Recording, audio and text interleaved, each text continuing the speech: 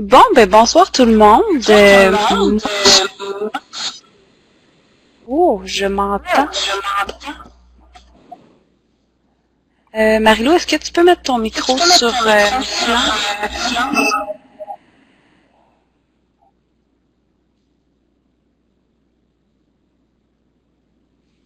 Juste le temps que je finisse l'introduction. Pat aussi, s'il te plaît. Marilou, c'est fait.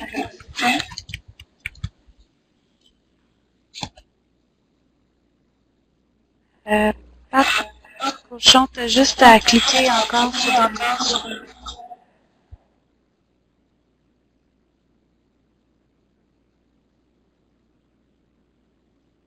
Merci. Ah, je ne m'entends plus parler.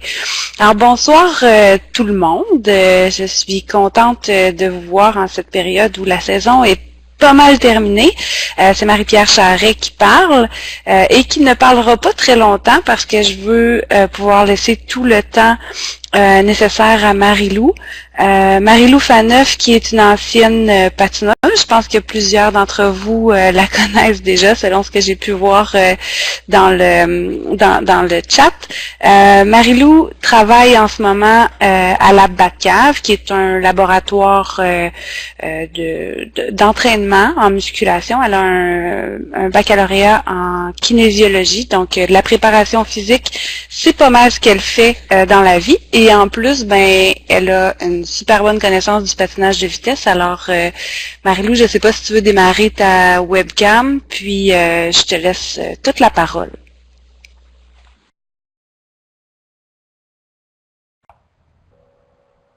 Alors, c'est à moi. Bonjour à tous. Je suis bien contente d'être ici dans mon ordinateur avec vous pour vous informer des petits détails importants. C'est la première fois que je donne une formation conférence en pantoufles. Je me sens très, très à l'aise. Alors, oui, aujourd'hui, je suis ici pour vous parler de l'entraînement hors glace, des étapes 1, des jeunes qui correspondent aux étapes 1 et 2 du DLTA.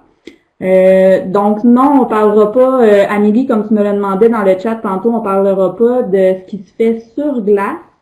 Mais c'est sûr que vous allez pouvoir trouver des informations dans la formation qui vont pouvoir être transférables sur la glace.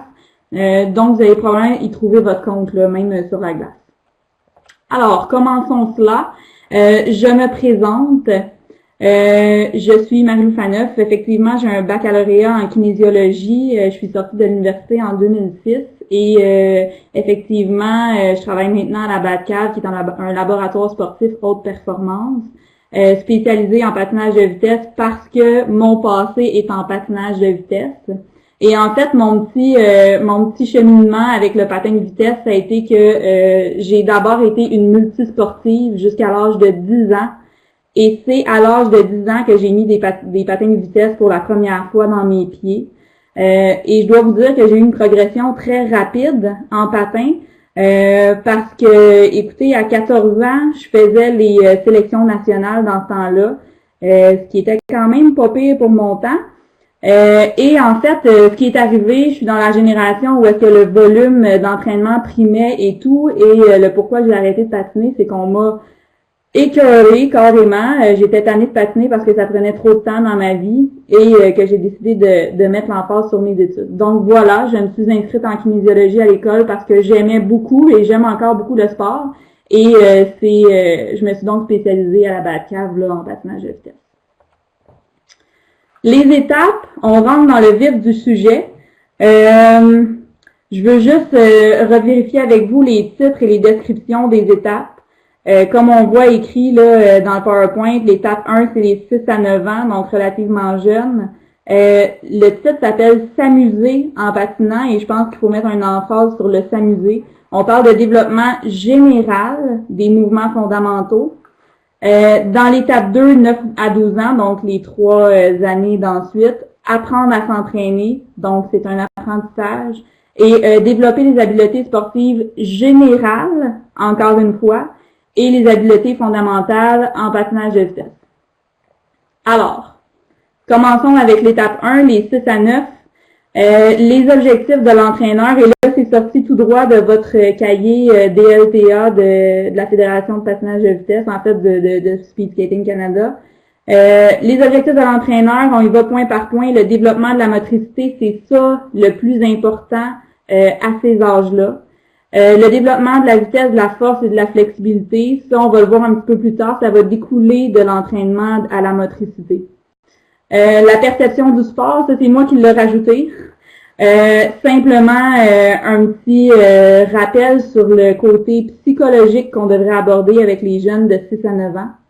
Les habitudes de vie, parce que c'est dès ces âges-là qu'on essaie d'inculquer des bonnes habitudes de vie et les coachs ont un gros rapport aux habitudes de vie des jeunes. Et malheureusement, peut-être qu'il y en a qui n'aimeront pas mon dernier point ici, mais faut faire un petit peu d'éducation aux parents parce que tout le monde sait que si l'entraîneur dit quelque chose puis que le jeune se fait dire d'autres choses à la maison, on n'a pas un poids très important dans la balance. Par rapport à côté, les objectifs du jeune, évidemment, ceux qui entraînent déjà des 6 à 9 ans, il y a un seul et unique objectif et c'est de s'amuser. Alors nous, faut dealer avec ça, il faut jouer avec ça pour que le jeune se développe tout en s'amusant. Donc, l'utilité de la préparation physique dans l'étape 1, pour ma part, si ce n'était que de moi, les jeunes de 6 à 9 ans ne feraient pas du tout de hors-glace. Donc, c'est beaucoup plus bénéfique pour un jeune de s'inscrire dans un autre sport où est-ce qu'on va demander de lancer un ballon, kicker un ballon, attraper une balle, frapper une balle avec un bat de baseball ou quoi que ce soit du genre. Donc ça, c'est beaucoup plus stimulant pour un jeune et il y a beaucoup plus de chances d'apprentissage au niveau moteur dans un autre sport qui va apporter d'autres problèmes de motricité à ce jeune-là. Cependant, il y a des jeunes qui veulent pas s'inscrire à d'autres sports, il y a des jeunes qui ont pas le temps de s'inscrire à d'autres sports, qui font de la musique et tout ça, donc qui n'ont que le patinage de vitesse. À ce moment-là, oui, je ferais faire du hors-glace aux 6 à 9 ans. En plus, à mon deuxième point, là, qui est peut-être retardé dans ma slide, c'est que il y a eu une grosse diminution des heures d'éducation physique à l'école et ça, c'est un problème. Et si vous, dans le cadre des entraînements de patin de vitesse, vous pourriez aider à développer la motricité des jeunes, c'est sûr et certain que je le ferais. Justement pour combler les heures qui peuvent pas passer en éducation physique à l'école. Pourquoi on ferait du hors-glace avec les jeunes? Donc, le développement de la motricité est beaucoup plus facile en souliers sur le sol que sur des patins sur la glace. Tout simplement parce que le système nerveux, c'est pas quelque chose qu'il connaît de glisser sur une lame. Et en soulier, évidemment, il y a des choses qu'on va demander aux jeunes de faire en soulier qui vont être plus réalisables et ensuite transférables sur les patins que si on faisait l'inverse. Ensuite de ça, pourquoi faire du hors-glace? Pour faire une évaluation motrice. On va en parler un petit peu plus tantôt de l'évaluation motrice avec les jeunes. Et le développement de la confiance en soi, je vois ça énormément de soumettre des jeunes à des jeux de motricité dans le gym ou à n'importe quelle autre place ailleurs et de constater que ça a un impact sur leur patinage ensuite, ça leur donne beaucoup de confiance en eux. Donc, le développement de la motricité, comment qu'on fait ça? L'action motrice, en fait, ce qu'il faut savoir, c'est que le système nerveux, l'action motrice, c'est un problème, c'est la résolution d'un problème moteur. Donc, le système nerveux va se débrouiller pour créer des chemins lorsqu'il arrive à une situation qu'il ne connaît pas. Il va se débrouiller pour créer des nouveaux chemins pour que l'action motrice se fasse.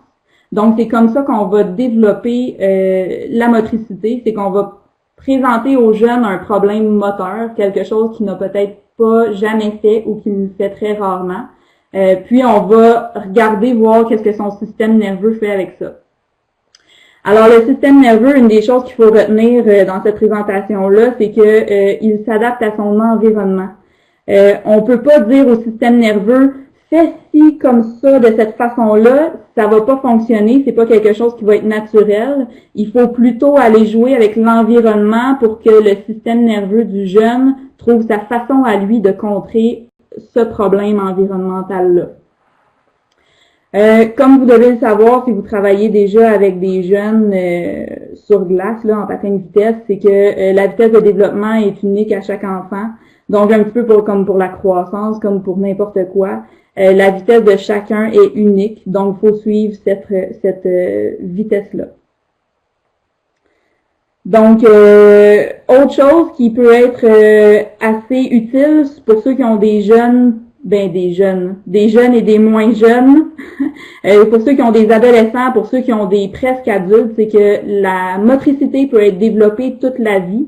On a cru longtemps que c'était seulement jusqu'à l'âge de 15 ans, il me semble, qu'après ça, le système nerveux devenait plastique ou quelque chose comme ça. Mais non, ça a été prouvé que le système nerveux pouvait être développé toute la vie, donc on peut améliorer la motricité toute la vie. Et l'autre chose qui est important à savoir, c'est que la motricité, pour être développée, elle ne va pas se développer toute seule. Donc, c'est pas en laissant le jeune devant la télévision ou même en le laissant jouer dehors avec ses amis que la motricité va se développer. Ça prend une intervention éducative pour que la motricité se développe de façon équilibrée, si on veut. Pourquoi on développerait la motricité? D'abord, le jeune va pouvoir explorer, contrôler certains éléments de son environnement. Donc, il y a des choses qui vont être plus faciles à contrôler pour lui. Il va pouvoir stimuler l'environnement. On va affiner le contrôle que l'enfant exerce sur son corps en motricité globale et fine. Donc, en fait, là, ce qu'on veut dire par là, c'est que l'enfant va avoir l'impression qu'il y a beaucoup plus le contrôle sur tout ce qu'il a envie de faire, sur tout ce qu'il pourrait imaginer qu'il voudrait faire. Donc, on veut développer une liberté de mouvement et d'aisance pour que, justement, plus tard, quand ils vont devenir des sportifs, des compétiteurs, ils vont pouvoir réagir comme ils veulent quand ils le veulent. Et aussi, point assez important, on a découvert que le développement de la motricité, donc physique, nerveux, avait des impacts sur les capacités affectives, intellectuelles et sociales.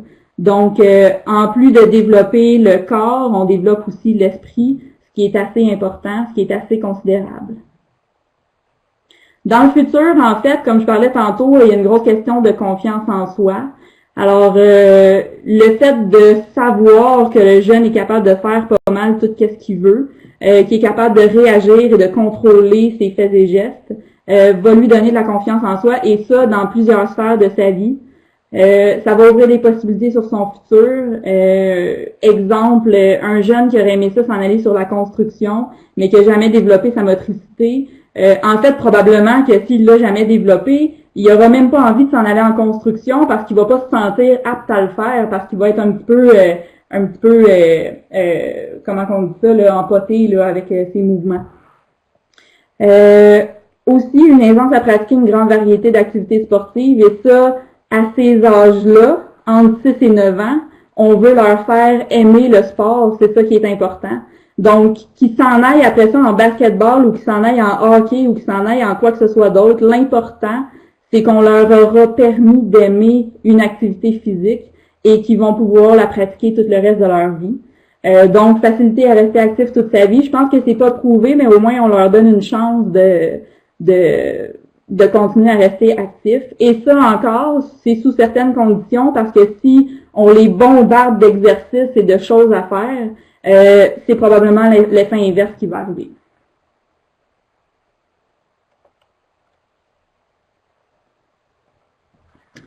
Les habiletés motrices fondamentales, juste pour faire un petit tour rapide de ce qu'elles sont. En gros, j'ai mis les générales, peut-être qu'il en manque quelques-unes.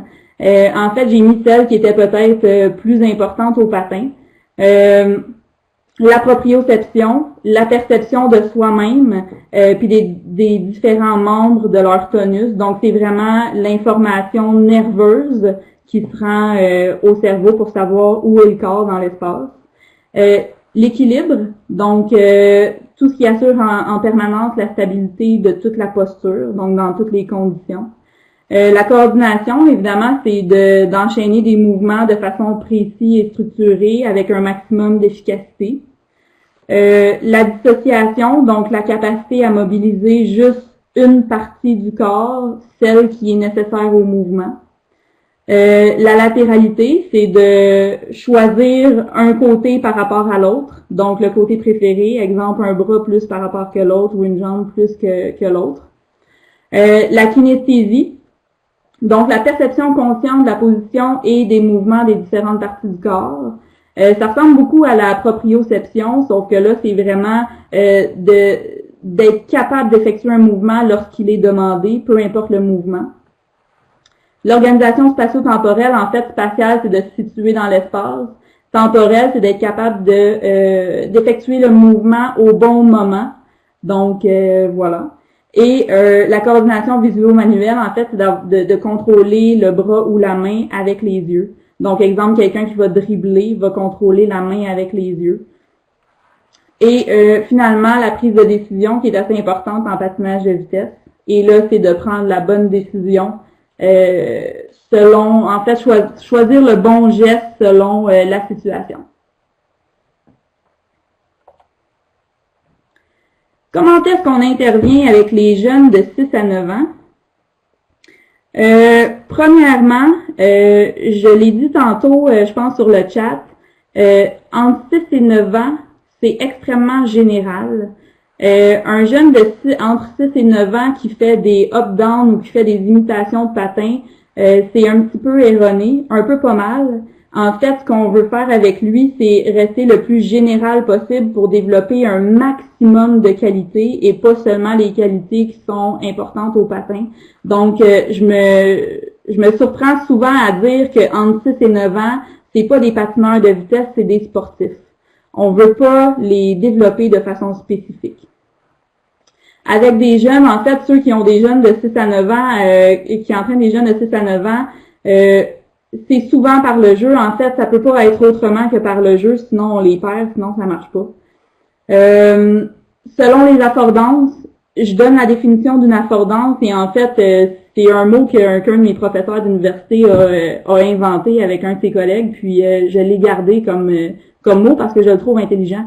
L'affordance est un attrait irrésistible de provenance intrinsèque ou extrinsèque qui pousse une personne à l'action.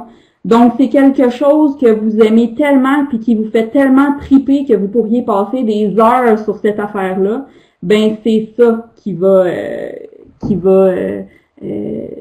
pousser les jeunes à participer à ce que vous leur proposez. Et il faut rechercher le sentiment de réussite. Si le jeune se sent pas bon à qu'est-ce qu'il fait, probablement que vous le constatez des fois, s'il se sent pas bon, s'il sent pas que ce qu'il a fait, ça a été remarqué, probablement qu'il va lâcher assez vite. Et le danger, en fait, avec ça, c'est que s'il a l'impression qu'il se fait juger parce qu'il est pas bon, ça va être très, très, très difficile après ça de le ramener, puis d'y faire essayer d'autres choses, d'autres exercices. La petite phrase qu'il y avait en dessous, je l'ai pas lue parce que je l'ai mis plus loin, mais écoutez, elle est 2 fois dans le PowerPoint. Les paramètres d'intervention, peut-être que vous les connaissez déjà, je voulais faire un petit tour rapide là-dessus. L'activité, il faut qu'elle soit courte et intense. Vous connaissez probablement ça. Si ça bouge pas assez, on va en perdre un dans un coin, l'autre dans les marches, puis etc., etc. Donc, il faut que ça soit actif. Un maximum de temps d'action. En fait, le temps d'action, c'est le temps où est-ce que les jeunes bougent et participent à une activité. Donc, ça veut dire les explications sont les plus courtes et les plus claires possibles pour qu'un coup que les jeunes partent dans leur direction pour faire leurs exercices, ça soit fait tout de suite. Et en fait, il faut que ça soit assez rapide. Il y a une stratégie, en fait, 2 stratégies là qui seraient peut-être à regarder, c'est d'avoir plus d'intervenants. Donc, peut-être prendre un parent pour aider à organiser tout ça, ou bien faire des plus petits groupes. Donc, au lieu de voir les jeunes une fois par semaine à leur pratique, avant leur pratique pour leur glace, mais on les sépare en 2 groupes. Et vous, ça fait en sorte que vous pouvez peut-être séparer les groupes en niveaux égaux ou plus ou moins égaux. Ça fait que ça peut être un petit peu plus facile pour vous là de séparer en groupes comme ça. J'écris matériel non fixe parce que c'est quelque chose qui va allumer beaucoup plus les jeunes, de prendre du matériel non fixe, c'est-à-dire tous des trucs qui bougent, des cordes à sauter, des cloche-pieds, des ballons, des bossus, des ballons gonflés, des ballons médicinaux, peu importe, en autant que ça soit pas fixe et qu'ils puissent faire une panoplie de choses avec ces objets-là. L'environnement enrichi de stimuli, tu sais, des fois on voit ça dans les garderies gymnastiques là. En plus d'avoir des matelas partout, des trampolines, toutes sortes de trucs, c'est en plus super coloré. En fait, c'est pas pour rien, c'est que plus il y a de stimuli dans l'environnement, plus l'enfant va vouloir s'intégrer aux activités, va vouloir participer. Qu'est-ce qui arrive? On a parlé d'affordance tantôt, donc qu'est-ce qui fait triper les jeunes, qu'est-ce qui les motive le plus?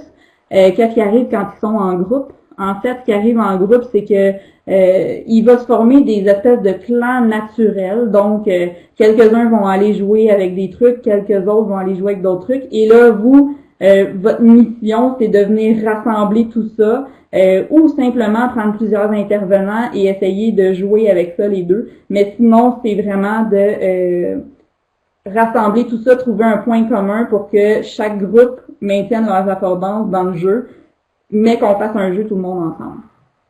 Ce qui fonctionne super gros finalement avec les jeunes, c'est le jeu libre, et ça, on l'explique un petit peu plus sur la prochaine diapositive. Qu'est-ce que c'est le jeu libre? En fait, c'est pas compliqué, c'est que c'est l'enfant qui décide à quoi il veut jouer. Si c'est un jeu qui a été décidé par un adulte, oui, les jeunes vont participer, mais si c'est un jeu qui a été décidé par les jeunes non seulement vont participer beaucoup plus, mais ils vont le faire plus longtemps et de façon plus intense. Donc, on risque d'avoir des résultats un petit peu plus intéressants par rapport à leur motricité, comme quoi on va pouvoir les pousser un petit peu plus dans l'apprentissage avec un jeu libre. Donc, plus grande implication, développe des qualités importantes pour toute la vie. Ça, c'est simplement que quand le jeune décide des règles de son jeu, ben en plus de prendre des décisions, en plus de faire de l'organisation, tous des rôles d'adulte habituellement, ben lui, ça lui donne une impression d'autonomie, ça lui donne une espèce d'impression d'évolution. Donc ça fait en sorte que le jeune va coller un petit peu plus au jeu, là, va vouloir participer un petit peu plus. Ça veut dire, si le jeune décide, qu'est-ce que l'entraîneur fait? En fait, l'entraîneur, et là, ça c'est le gros de l'intervention pour la motricité, c'est que l'entraîneur, son rôle, ça va être de modifier l'environnement pour faire travailler ce qu'il veut faire travailler aux jeunes. Okay? Ça veut dire que l'entraîneur ne va pas dire aux jeunes fais ci avec ton ballon ou joue comme ça avec place-toi comme ci, comme ça. L'entraîneur va apporter des modifications à l'environnement, va peut-être apporter quelques modifications aux règles, mais jamais aux règles de base du jeu. Mais lui, il va apporter des modifications autour du jeu, autour du jeune, pour que le jeune s'adapte à ce que l'entraîneur vient de modifier. Donc, on crée un problème moteur en modifiant l'environnement et le système nerveux va s'adapter à ce problème moteur-là en créant une action motrice. Évidemment, ça va vous prendre un peu d'imagination, un peu pas mal, pour trouver quelle modification faire et tout ça, mais j'ai bien confiance que vous allez trouver, ça va bien aller. Un des trucs pour les entraîneurs, c'est que vous devez être un individu dans le jeu libre qui est participatif. Donc, moi, je vous encourage fortement à jouer avec les jeunes. Donc, si ça joue au soccer, vous jouez au soccer vous aussi, sauf qu'il ne faut pas être intrusif. Donc, vous êtes simplement un catalyseur au changement du jeu, mais pas un pilier, pas un modificateur du jeu.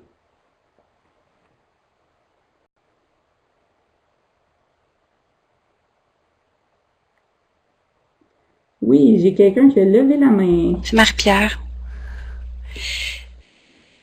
Oui. Avec les jeunes enfants, ce qui est beaucoup recommandé, c'est de travailler au développement de l'endurance aérobie. Parce que Oui. comment tu vois ça? par rapport aux enfants de 6 à 9 ans, puis à ces activités-là hors classe? OK. En fait, c'est pas très compliqué. Oui, c'est conseillé de travailler l'aérobie et oui, c'est conseillé de travailler la vitesse et même la force. Sauf que dans les jeux libres, ce qu'il faut pas oublier, c'est que si ça décide de jouer au soccer, mon aérobie est là et même ma vitesse est là.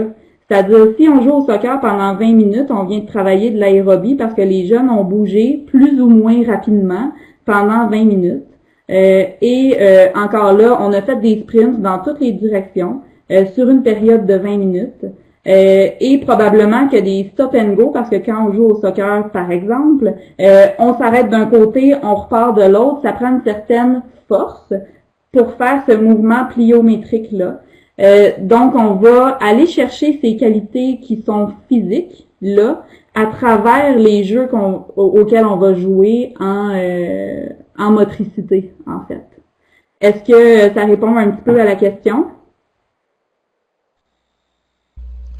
Je pense que oui. Je sais pas s'il y a des entraîneurs qui veulent pousser un petit peu sur la question, mais moi, ça me donne des bonnes idées.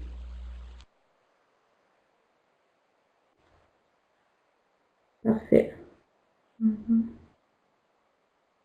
OK.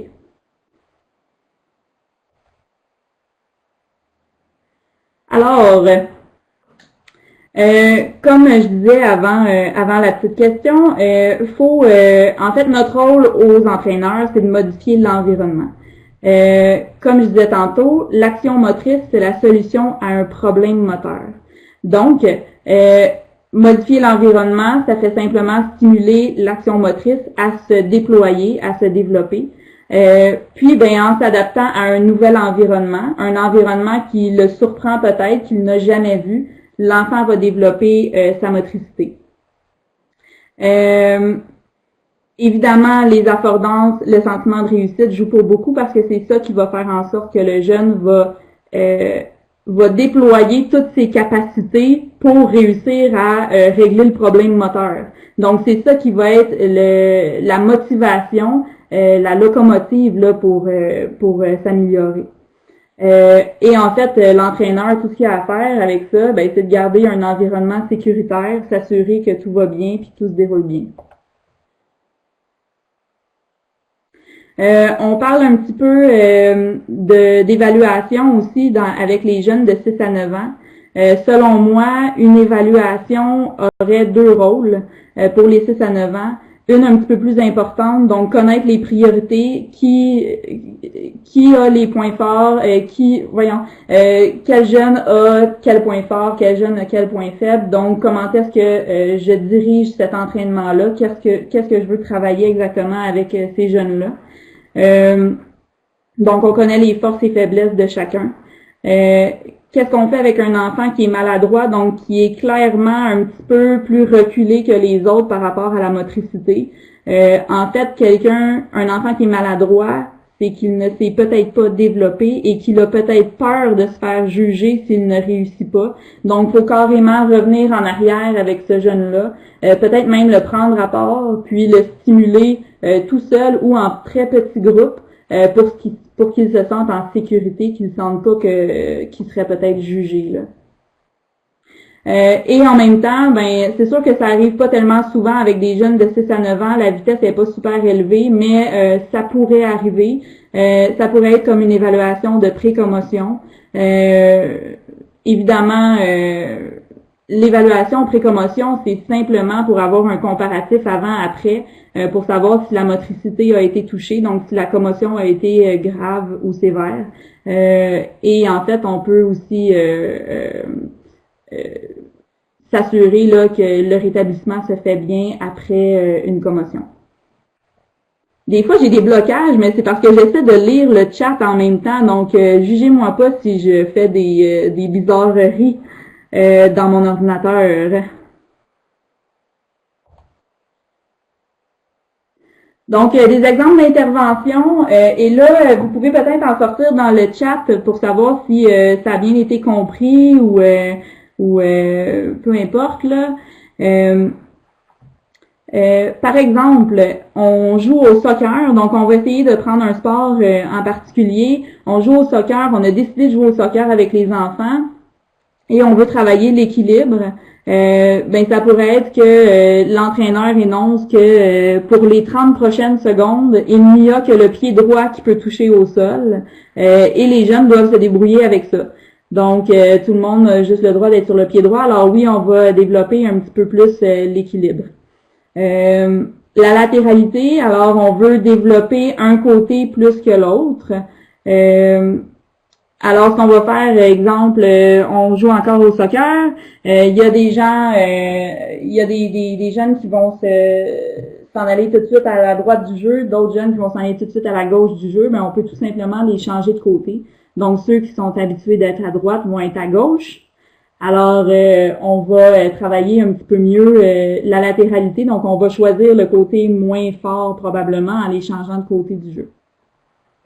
Par rapport à la dissociation, en fait, tous les jeux de statut de sel, de Jean-Dit peuvent être excellents.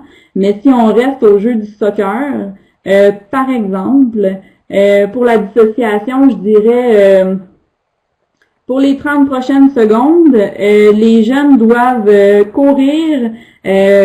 Oh non, ça c'est encore meilleur. Quand vous avez le ballon, les deux bras sont vers le plafond, donc pas le droit de courir avec le ballon sans avoir les deux bras vers le plafond. Alors là, on va travailler la dissociation parce que les bras sont hors d'usage lorsqu'ils sont au-dessus de la tête. Donc et ainsi de suite. J'espère que vous comprenez le principe. Par rapport à la coordination, le soccer est déjà un sport de coordination, donc juste de coordonner, de courir, ensuite de ça, kicker le ballon. Alors voilà, c'était quelques exemples là, au niveau de l'intervention. Donc, comment est-ce qu'on pouvait changer l'environnement pour travailler la qualité motrice qu'on veut développer?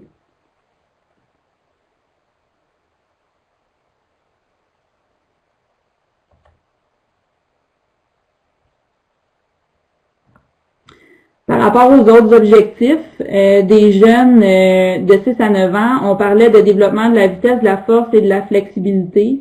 J'en ai parlé un petit peu tantôt en répondant à la question de Marie-Pierre. La vitesse et la force, on va les développer en jouant à des jeux, ça va être inclus dans le truc.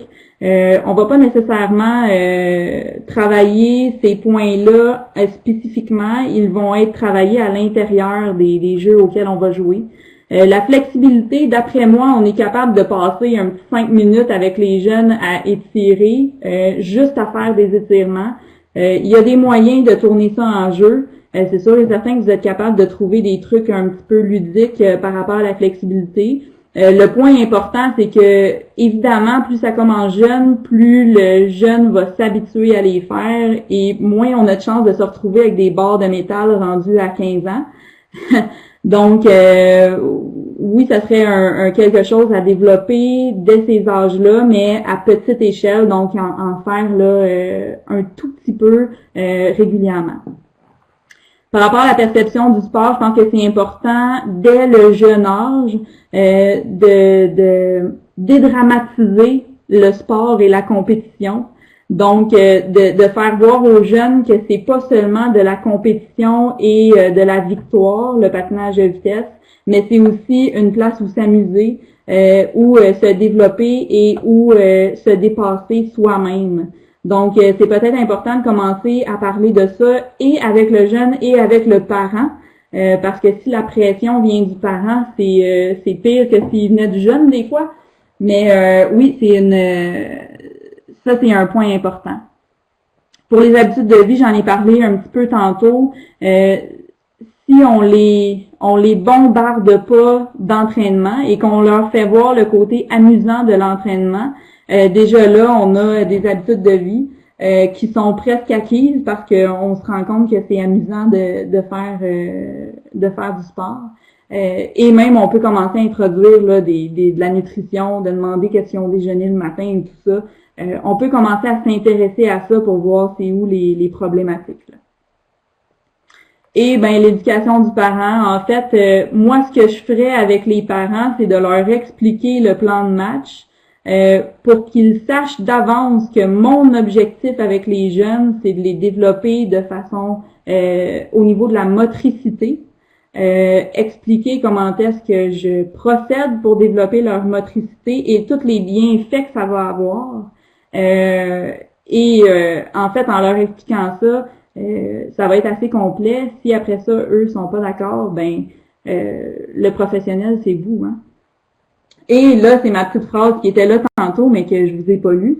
C'est que c'est le bonheur des enfants, c'est le bonheur que les enfants peuvent ressentir à travers le jeu, qui pourrait être le message le plus important à communiquer aux parents sur les bienfaits de l'activité physique chez les enfants. Donc, c'est vraiment de leur faire comprendre que avec des enfants de ces âges-là, c'est le jeu et c'est rien d'autre. Ah, c'est bon ça, le prochain rendez-vous des entraîneurs, c'est le fun à spécifier qui va porter sur la communication avec les parents. Ça, faut que vous y soyez. Je pense que même moi, je vais y être. Les attitudes à adopter avec les jeunes de 6 à 9, si vous en coachez déjà, je suis persuadée que vous les connaissez. Ce qui est gagnant, c'est de prendre part et soutenir le jeu des enfants. Donc, justement, on fait des jeux libres. Faut que vous vous intégriez au jeu et il faut que vous respectiez leur jeu. Travailler et dialoguer avec les enfants, donc intéressez-vous à eux dès le plus jeune âge. Vous pouvez être surpris des fois de tout ce qu'ils pourraient vous raconter et vous apprendre. Interagir avec les enfants afin de mieux connaître leur champ d'intérêt. Et là, si vous connaissez leur champ d'intérêt, vous allez automatiquement connaître probablement leurs affordances et ça va faciliter un petit peu vos interventions, en fait. Enthousiasme naturel, je pense que la plupart des coachs l'ont, mais c'est très important. Si vous arrivez à la pratique puis que vous avez des problèmes, laissez-les dans la voiture puis allez faire votre entraînement d'amusement avec les jeunes. Et s'habiller adéquatement, ça a l'air niaiseux, mais si vous voulez participer, ben il faut être habillé en sport. Alors, nous sommes rendus à l'étape 2.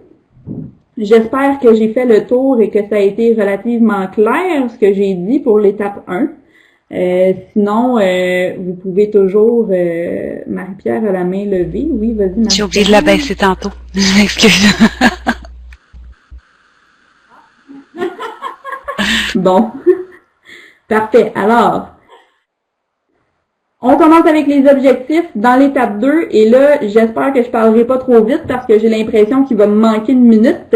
Les objectifs, et là, c'est encore tiré du document des LTA de Speed Skating Canada. Les objectifs de l'entraîneur, la vitesse. Donc, l'agilité, on parle d'agilité, rapidité, changement de direction. Les mouvements latéraux, multidirectionnels et aléatoires. Donc, on commence à être un petit peu plus geste sportif plutôt que geste général. La stabilité centrale, donc on parle du tronc. La stabilité cheville, genou, corps. Le centre de gravité et la force qui peut commencer à être développée à ces âges-là. Je reviens là-dessus un petit peu plus tard. Les objectifs du jeune, il y en a certains qui commencent à vouloir vraiment s'améliorer à ces âges-là, surtout chez les petits garçons qui commencent à être très compétitifs. Donc ce côté-là sort.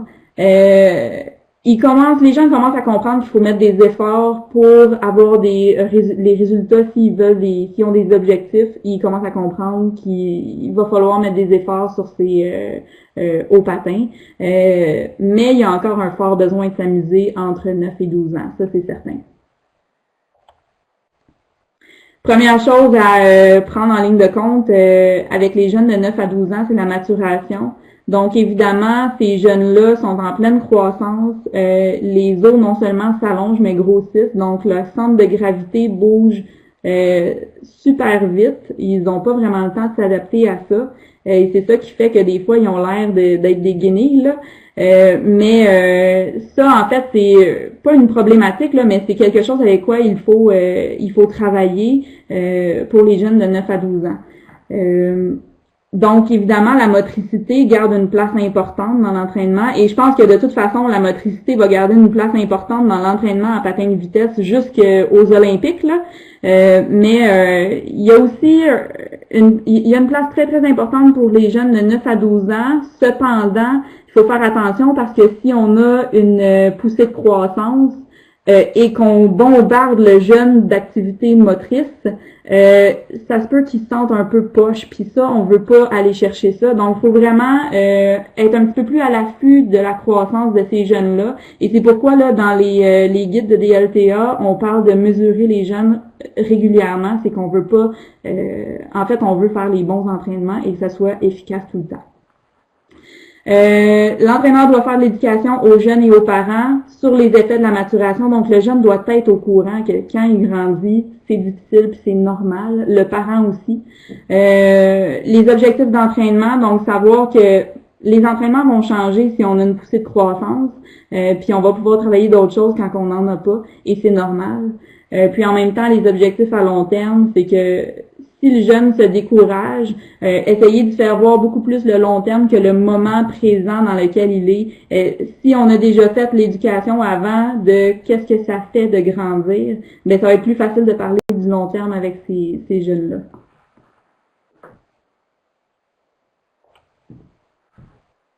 On parle aussi d'évaluation avec l'étape 2, évidemment. Ça commence à être un petit peu plus sérieux, les évaluations. Petite phrase ici super intéressante. L'élève n'apprend pas pour être évalué, il est évalué pour mieux apprendre. Donc, c'est pas une compétition, un test, et c'est pas pour prouver qu'on est le meilleur là-dedans, un test. C'est vraiment après ça pour diriger les entraînements, pour savoir qu'est-ce qu'on a à travailler, et c'est quoi les points forts, les points à travailler.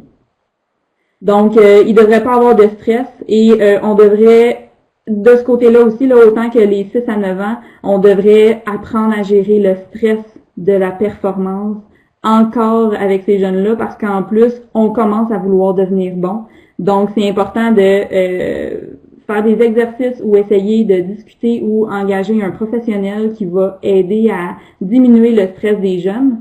Parce que souvent, c'est un stress qui va rester jusqu'à temps qu'ils deviennent de haut niveau, ou qui va se transférer même à l'école. Donc, c'est important d'en parler.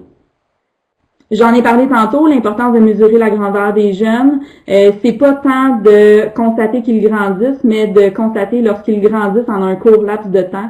Donc, c'est là qu'on va essayer de faire des entraînements un petit peu moins moteurs. Donc, on va continuer à travailler les activités motrices, mais un petit peu moins intensément.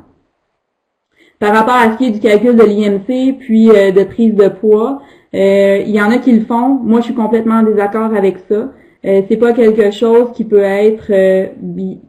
En fait, c'est quelque chose qui pourrait être mal interprété par un jeune et mener à quelques problèmes qui sont pas souhaitables. Et en fait, de connaître l'IMC et le poids d'un jeune, c'est pas des données assez importantes à cet âge-là pour qu'on décide de le faire et de peut-être arriver à des complications psychologiques. Donc, moi, je conseille pas du tout de faire embarquer un jeune sur une balance. Oui. Encore moi. Est-ce que tu es en train de proposer qu'on devrait peut-être utiliser du temps d'entraînement hors glace pour prendre les mesures des patineurs, puis faire ce qui va avec ça? Je trouverais que ce serait une bonne idée, en fait, parce qu'on manque de temps des fois, puis si on dit que c'est important, peut-être qu'on devrait y consacrer du temps d'entraînement. Ben oui, tout à fait. En fait, ça va probablement diriger un petit peu les entraînements que vous allez décider de faire ou les groupes d'entraînement que vous allez séparer juste parce que vous avez quelques jeunes qui sont dans une poussée de croissance un petit peu plus forte. Et là, vous allez pouvoir adapter l'entraînement à ces jeunes-là. Et en fait, c'est qu'il y a des réactions qui vont être justifiables juste parce qu'on va pouvoir dire, ben oui, tu as grandi de 3 cm dans le dernier mois. Fait que c'est un peu normal que tu réagisses comme ça. Donc oui, je pense qu'on devrait prendre le temps. Et je veux dire, prendre la mesure d'un jeune, là, si ça prend 5 minutes de prendre la mesure de 15 jeunes, c'est beau, là, tu sais, quand on est bien organisé, là. Donc oui, ça vaudrait la peine. Finalement, l'évaluation va aussi servir tout comme les 6 à 9 ans, mais là, un petit peu plus, ça va être un petit peu plus important, le avant et après commotion, là, pour connaître la gravité de la commotion et aussi pour connaître le rétablissement est bon. Alors, Le développement de la motricité, en fait, c'est une continuité, sauf que entre 9 et 12 ans, c'est un perfectionnement de la motricité qui a été faite entre 6 et 9 ans. Et là, encore là, je parle de ça, mais la vitesse d'apprentissage est différente pour chaque jeune, donc il se peut qu'il y en ait qui soient encore dans le global et dans le général. Donc, on doit s'adapter à la grandeur et le poids qui augmente, j'en ai déjà parlé. On va commencer à complexifier les exercices de motricité. Donc, il y a des espèces d'échelles là pour la complexité. Si on est sur place, c'est plus simple. Si on se déplace en ligne droite, c'est un petit peu plus compliqué. Si on se déplace en ligne aléatoire, c'est encore un petit peu plus compliqué pour le système nerveux. Et si on est dans les airs, donc si les pieds ne touchent pas au sol, c'est encore plus compliqué. De la même façon que si je suis tout seul, c'est moins compliqué pour mon système nerveux.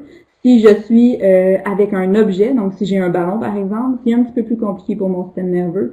Si je suis avec une autre personne, c'est un petit peu plus compliqué pour mon système nerveux. Et si, exemple, je fais un exercice avec un objet et une autre personne, là, c'est encore plus compliqué pour le système nerveux. Donc, on peut y aller en progression comme ça. Et c'est entre 9 et 12 ans là qu'on peut vraiment commencer à pousser un petit peu la complexité des activités motrices qu'on décide de faire.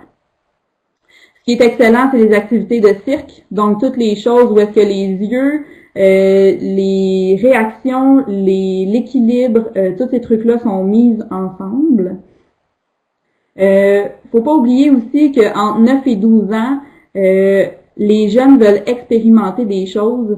Moi, au gym, par exemple, j'ai entraîné le club de Saint-Michel et j'ai toujours 2 jeunes de 10 et 12 ans qui se tiennent ensemble puis qui grimpaient dans les anneaux de gymnastique ou qui grimpaient après les barres de chin-up puis qui se mettaient la tête à l'envers. Puis à un moment donné, je me suis dit, c'est beaucoup mieux qu'ils fassent ça, exemple, comme échauffement, que de s'asseoir sur un vélo puis faire une activité qui est moteur un peu, là, on n'a pas vraiment besoin de motricité. J'aime aussi bien qu'ils fassent ça, que je gère la sécurité des jeunes, donc que je m'assure qu'il n'y a rien de trop pointu proche ou qu'ils peuvent pas se cogner la tête tout partout, et qu'ils puissent expérimenter ces choses-là.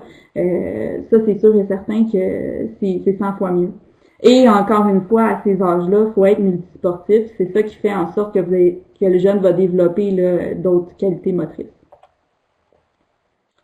On va faire un petit tour vite de ce qu'on peut faire, de quel matériel on peut utiliser, et après ça, ce sera vous d'imaginer là ce que vous pourriez faire. Pour la vitesse, l'agilité, rapidité, changement de direction, évidemment, les lieux, si vous avez une piste de course, les escaliers dans l'aréna, un gymnase à proximité, ça peut être le stationnement si c'est sécuritaire, il n'y a pas de problème. Si vous avez des cônes, les 4 premiers matériels là à droite complètement de l'image, les cônes, le cloche-pied, la corde à sauter, un ballon, c'est tous des trucs qui se trouvent au magasin d'$. Ça coûte super pas cher, puis vous pouvez faire des merveilles pour le système nerveux avec ça. Après ça, c'est sûr qu'à cet âge-là, c'est intéressant d'avoir une échelle d'agilité, d'avoir des haies d'agilité aussi. Donc, vous pouvez jouer un petit peu avec ça là pour développer les qualités motrices. Ce qui est des mouvements latéraux, multidirectionnels, aléatoires, c'est sûr que tous les trucs avec des jeux de ballon, basketball, soccer, frisbee. Frisbee, c'est super intéressant parce qu'ils sont pas habitués de jouer à ça. C'est une autre stimulation pour les mains. C'est intéressant parce que j'ai mis un ballon gonflé et ça peut être le fun avec une raquette parce qu'on ne sait pas où est-ce que le ballon va s'en aller puis ça voyage pas mal moins vite. Donc, tout ce qui est spatio-temporel pour le jeune peut être travaillé avec un ballon gonflé puis des raquettes. Puis là, le jeune doit s'adapter à la vitesse du ballon. Évidemment, raquette de ping-pong, petite balle de ping-pong, on sait tous que sa vitesse, ça voyage super vite, donc ça peut être super intéressant pour le développement des jeunes. Stabilité centrale, on parle souvent d'abdominaux. Donc oui, il faut travailler les abdominaux avec les jeunes, c'est super important parce que sans la force du tronc, les membres ne peuvent pas être forts. Donc, il faut commencer à travailler ça tout de suite. Faut pas négliger aussi le dos. Il y en a souvent qui pensent qu'à cause de la nature du patinage de vitesse, le dos est très fort, mais non. Il y a beaucoup de patineurs avec le dos très faible. Puis il faut régler ça là, le plus tôt possible. Le dos et les abdominaux doivent être assez forts. Très important, qui serait à travailler les rotations du bassin. Donc, en antéversion, rétroversion, toute la kinesthésie du bassin, d'être capable de faire ces mouvements-là est super important. Si vous vous demandez c'est quoi anté et rétroversion, c'est la petite image en haut à droite. Donc, de sortir les fesses puis de rentrer les fesses, courber le dos et ramener le dos très droit, super important à acquérir pour les jeunes. Donc, la proprioception du bassin, la kinesthésie aussi, c'est d'être capable de le faire, donc de le sentir qu'on le fait et de le faire sur demande. Les exercices sur les abdominaux sont obligés de contribuer au mouvement. En fait, c'est que on va véritablement travailler les abdominaux. Je vois beaucoup de jeunes qui font des redressements assis, mais qui se servent pas de leurs abdominaux, qui se servent plutôt des psoas. Donc, on veut vraiment créer des mouvements où est-ce que le jeune aura pas le choix de travailler ses abdominaux. On veut aussi intégrer les abdominaux dans des mouvements complets, simplement parce qu'on va faire travailler toutes les chaînes musculaires en même temps. Distal, visite proximale, je vous explique super vite parce que j'ai pas plein de temps, là. Ça va trop vite le temps. Distal, c'est les jeunes qui vont avoir tendance à se mettre les pieds très larges, et proximal, ça va être les jeunes qui vont avoir tendance à toujours avoir les pieds super rapprochés, donc être très minces dans tous les mouvements qu'ils font. Et souvent, on se rend compte que les jeunes qui sont proximaux vont avoir beaucoup moins de problèmes avec l'activation des abdominaux que les jeunes qui sont distales. Donc, c'est peut-être pour ça qu'ils sont distales, qui ont des bases très larges, c'est parce que les abdominaux fonctionnent pas super bien. La stabilité cheville, genoux, centre de gravité, je pense que ça, on en fait beaucoup dans les clubs. On néglige pas vraiment ce côté-là. Et là, le matériel, vous voyez tout ce qui peut mettre en déséquilibre quelqu'un. Et ça peut être toutes sortes d'exercices, nommez-les. Les intéressants à ces âges-là, tous les mouvements de gymnastique. Donc, tous les mouvements qu'on fait en palestre à l'éducation physique, ça peut être super intéressant. Et tous les mouvements de renforcement musculaire, exemple des lunges, des squats, des n'importe quoi. Pas de poids, avec poids, peu importe. Peut-être plus commencer pas de poids, je vous l'explique dans les prochaines slides. Pour s'assurer que les genoux, les chevilles sont capables de rester droites lorsque la jambe bouge. Hey, j'espère que je suis claire, je vais vraiment, vraiment vite. Le travail de la force, parce qu'on commence à travailler la force avec ces jeunes-là. Je vous définis un petit peu la force. C'est de la coordination intra- et intermusculaire. Intra, c'est les fibres d'un même muscle ensemble qui se contractent en même temps. Et inter, c'est les différents muscles qui vont se contracter en même temps pour faire un même mouvement. Donc, pour faire de la force avec les jeunes, on veut faire des mouvements surtout fonctionnels. Donc, il n'est pas question de travailler les muscles spécifiquement, là, déplier le genou sur le leg extension ou faire des flexions du coude pour faire des biceps. Ça n'a pas rapport à ces âges-là. On veut pas faire ça. On veut vraiment faire des mouvements où est-ce que tout le corps contribue et même des mouvements avec le poids du corps, c'est eux les plus efficaces. On veut vraiment miser sur la technique, donc la technique doit être très bien effectuée. C'est ça qui va déterminer si le jeune peut rendre l'exercice plus compliqué. Et la pleine amplitude de mouvement. Et ça, vous avez 3 points juste en dessous qui va déterminer l'espèce de progression que vous allez y mettre. D'abord, on veut être bon dans toute l'amplitude du mouvement. Donc, si on fait un squat, faut pas avoir peur. Regardez le petit bébé en bas, c'est fonctionnel de descendre les fesses aussi bas. Donc, il faut être capable de descendre aussi bas quand on fait un squat. Il y a toutes sortes de façons de faire ce type de mouvement-là. Mais là, ça prendrait quasiment une autre heure au complet pour tout expliquer ça. Ensuite de ça, il faut arriver à avoir du contrôle dans l'amplitude. Donc, si on fait un squat comme ça, on veut contrôler où s'en vont les genoux, on veut contrôler où s'en vont les chevilles, on veut contrôler le haut du corps. Donc, un coup qu'on a le contrôle dans l'amplitude de mouvement, alors là et seulement là, on peut mettre de la résistance dans l'amplitude.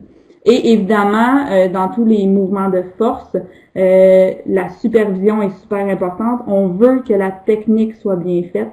Donc, on doit avoir des yeux sur la personne qui fait le mouvement. Par rapport au travail de force, évidemment, les ballons médicinaux, tout ce qu'il y a du poids, tous les accessoires d'équilibre aussi, parce que aussitôt qu'on veut être en équilibre, il y a une coordination intra- et intermusculaire qui se fait. Donc, il y a un mouvement de force qui se fait. Alors, tous les trucs d'équilibre aussi sont bons. Et évidemment, tous les accessoires de force que vous connaissez. Une chose qui est super intéressante, c'est que tous les mouvements de force en déplacement, donc tout ce qui est de pliométrie, c'est excellent à cet âge-là, ça développe super bien la force. Cependant, n'abusez pas de ces exercices-là.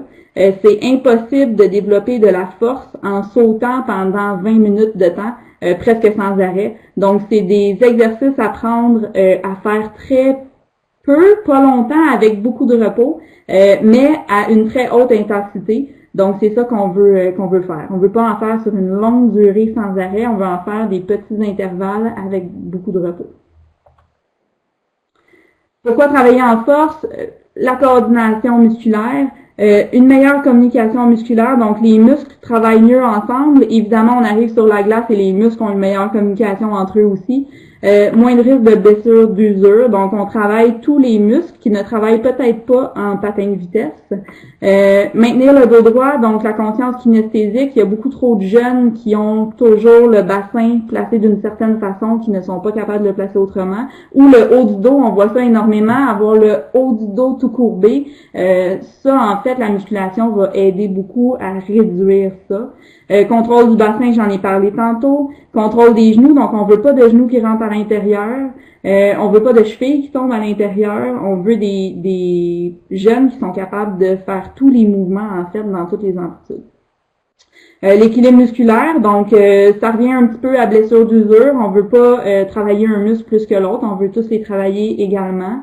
Et la flexibilité, aussitôt qu'on fait des mouvements dans toutes les amplitudes, on a une certaine flexibilité fonctionnelle, qu'on pourrait dire. Et ça va faire en sorte que ça va donner une belle qualité aux jeunes. Évidemment, il doit faire de la flexibilité en plus, parce que ça donne juste une espèce de flexibilité de base. Après ça, si on veut faire plus d'amplitude, c'est bien évident qu'il faut faire de la flexibilité. Ça aussi, on pourrait en parler pendant 1 heure. Je pense que c'est la dernière slide, on y arrive. La croissance et l'entraînement, il y a beaucoup de mythes par rapport à ça.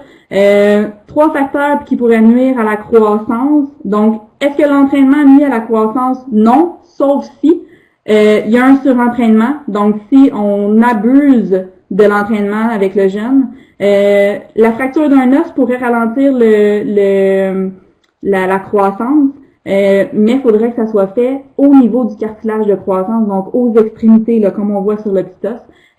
Et la pire chose apparemment par rapport à l'entraînement et la croissance, c'est la malnutrition. Donc si le jeune se nourrit mal ou pas assez, là il va avoir un problème de croissance dû à un espèce de mix entre l'entraînement et la nutrition. Et voilà, j'y suis arrivée avec 2 minutes de lousse. Merci beaucoup. Si jamais vous avez des questions plus tard, donc s'il y a une question qui vous vient à la tête ensuite, j'ai laissé mon courriel. Donc merci beaucoup, Marie-Lou. T'as fait un méchant écoute, j'aimerais ça d'abord te remercier pendant que tout le monde est encore là, beaucoup. Je suis pas mal certaine que tout le monde aurait voulu prendre encore plus de temps, mais profitez. Je vous dirais, Marie-Lou est encore là, donc toutes les questions ou juste peut-être lever votre main, on va vous donner la parole un après l'autre, puis sinon vous pouvez quitter quand vous voudrez. Amélie t'applaudit, si tu peux remarquer. Merci Amélie.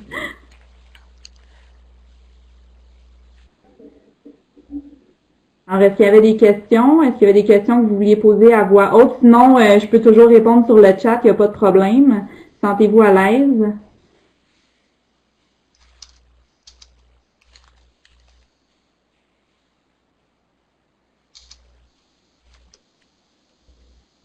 Merci pour tous les beaux commentaires, là.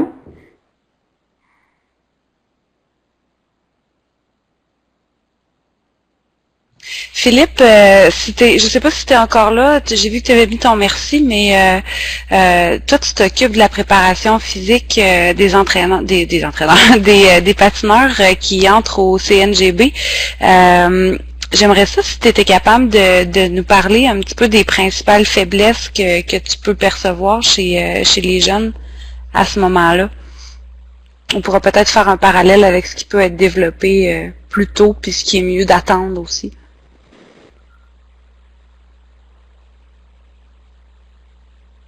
Si ton micro fonctionne, Philippe, ce serait super le fun d'entendre ta douce voix. Ah,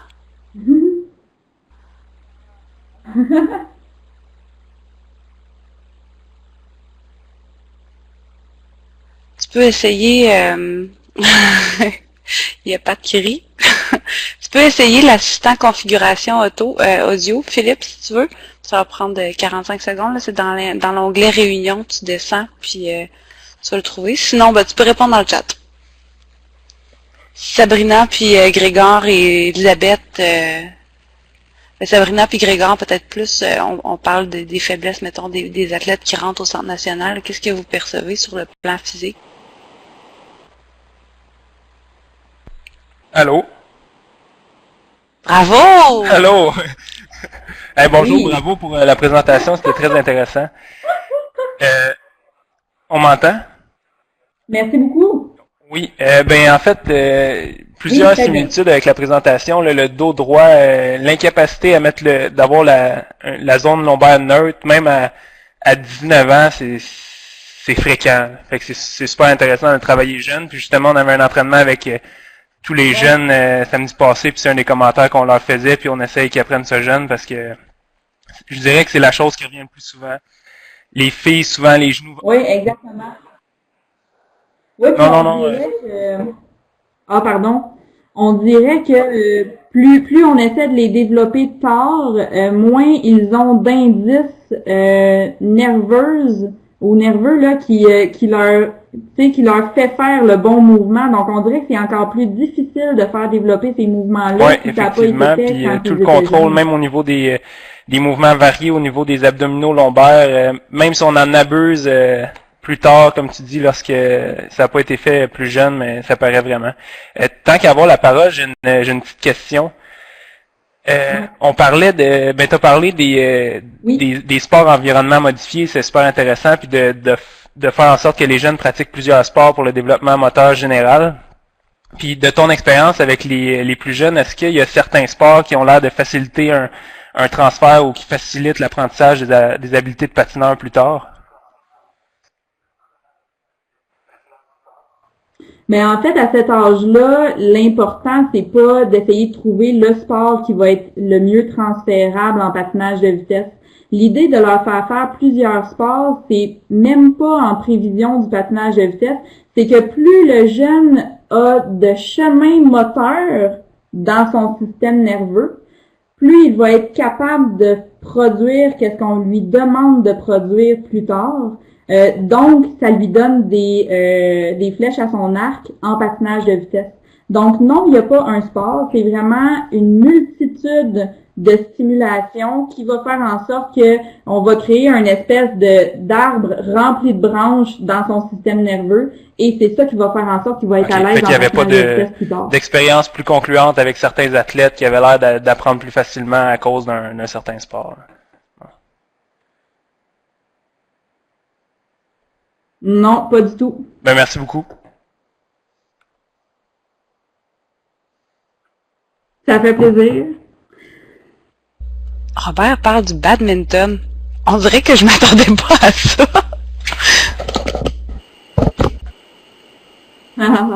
Mais en fait, hein, le badminton, comme je disais tantôt, là, je l'ai passé vraiment vite, mais la progression des activités motrices, donc de la moins complexe à la plus complexe pour le système nerveux, lorsqu'on est avec un objet et quelqu'un, et là, dans le cas du badminton, c'est deux objets parce que la raquette, c'est le prolongement de mon bras, donc ce n'est pas mon bras.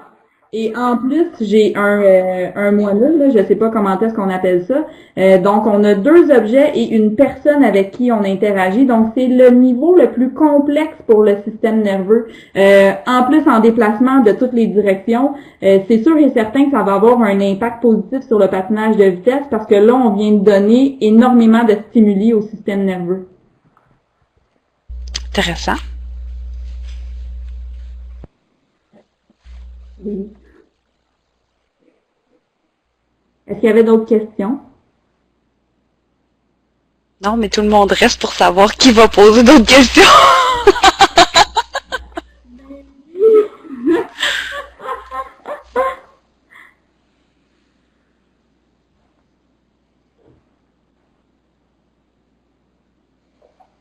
reste quelques personnes qui sont en train d'écrire des commentaires ou des questions.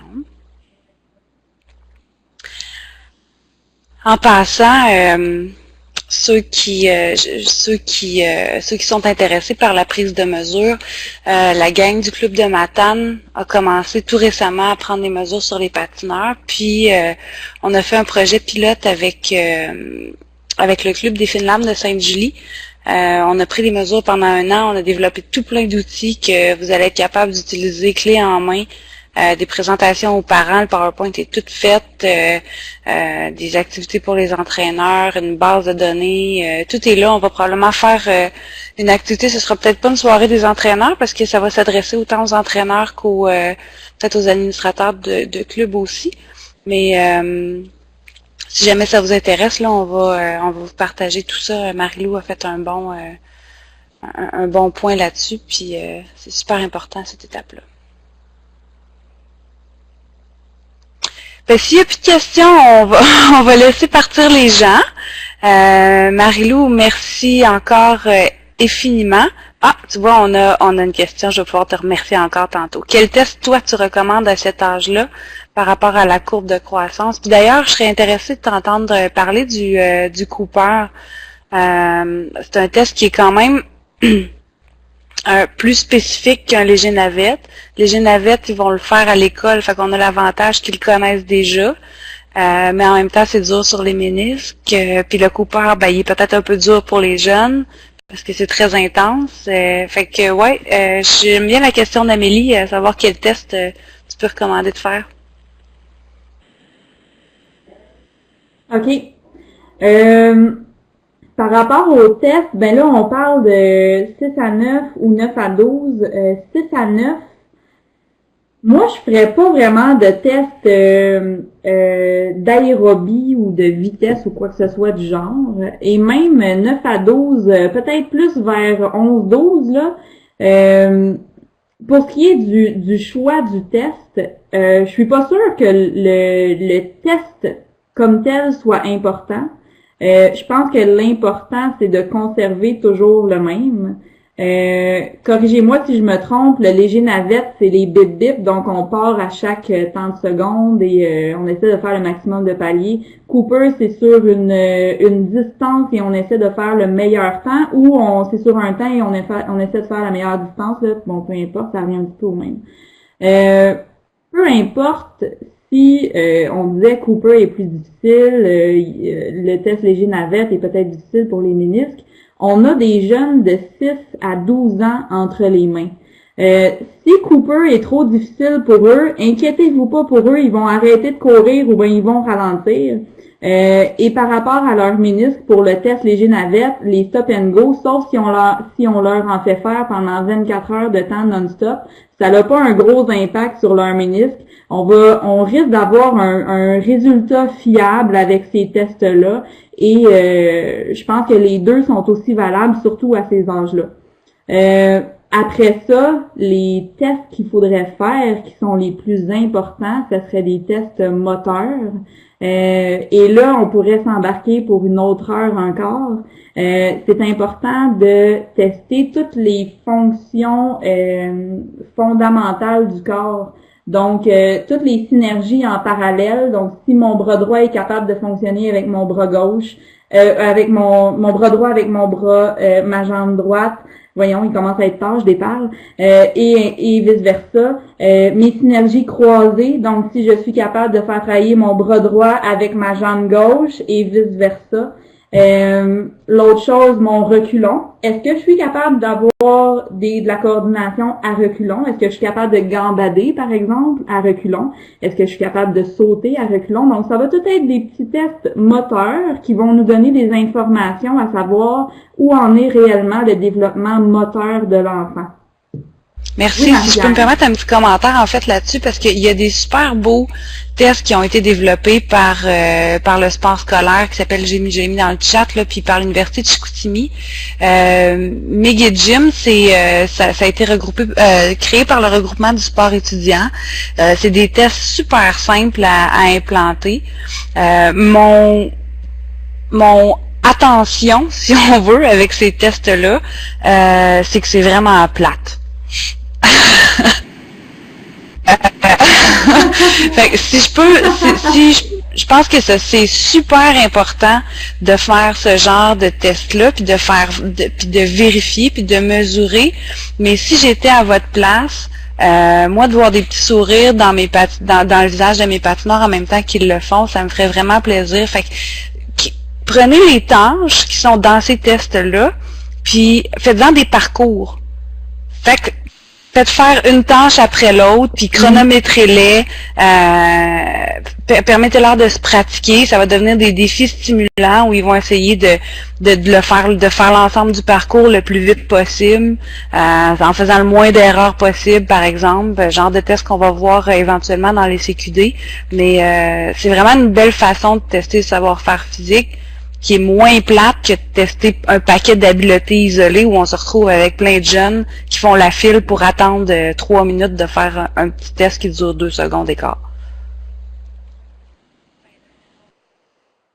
Ouais, évidemment, encore là, hein, faut tourner ça en jeu parce que sinon, même les résultats qu'on veut obtenir, on les aura pas.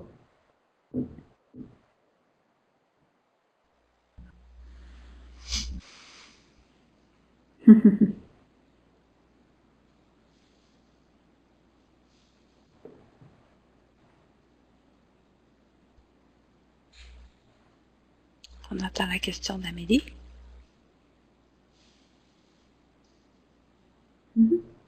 Je vais baisser ma main. On est fiers de moi. C'était pas une question. Bon, ben c'est bon. Alors là, je pense qu'on va laisser partir tout le monde pour vrai. Amélie nous applaudit. Moi aussi, je vais nous applaudir parce que je trouve que ça a été une très belle soirée. Merci beaucoup tout le monde d'avoir été là. Merci à nos entraîneurs invités. Vos interventions sont vraiment pertinentes. Puis le fait que vous soyez là, puis qu'on sait que vous pouvez répondre à nos questions, c'est vraiment super intéressant. Merci tout le monde, à bientôt.